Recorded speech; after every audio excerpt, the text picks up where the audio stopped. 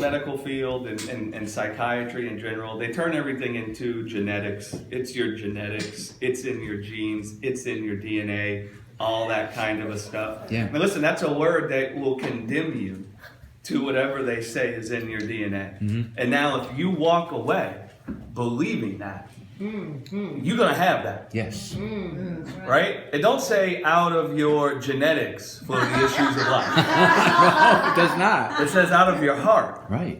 Right? And so because human beings don't really understand the power and the design of the heart and how that affects a person's life, we can see things in people's lives that look consistent with their genealogy.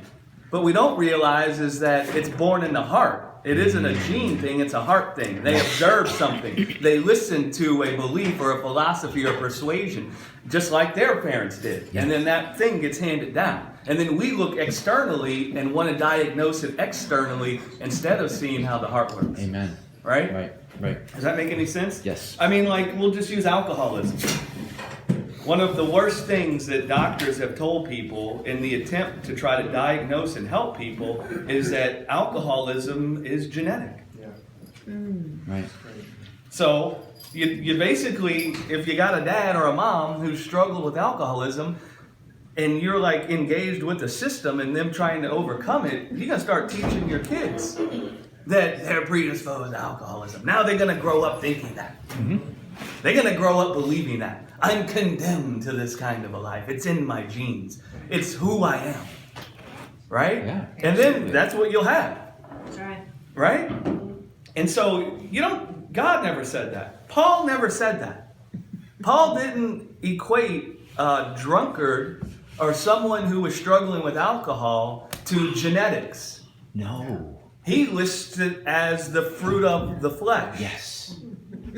So Paul diagnosed it, and Paul was diagnosing it by God. So as if God came down and did a TED Talk about alcoholism, right? And explained how it would work.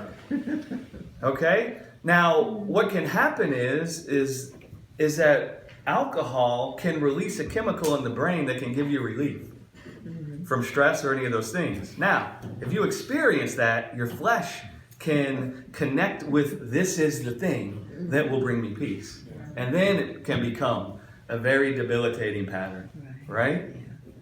But it wasn't that the chemical moved before the alcohol. It's that the alcohol moved the chemical that then persuaded you it gives relief. And then you became attached to it. Right. And, it's in your genes, man. And then it becomes a belief in your heart.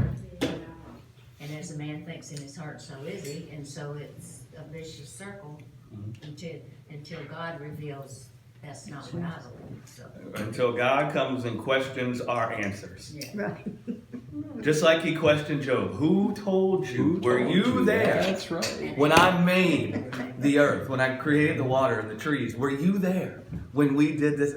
So who told you? And then Job said, oh man, I had only heard about you. I never knew you. Yes. And then he repented from everything he said. Yeah. One of the primary things, which was the Lord giveth and the Lord taketh away. He repented of that. Yes. Right. He said, oh, that wasn't the truth. Oh man. You see?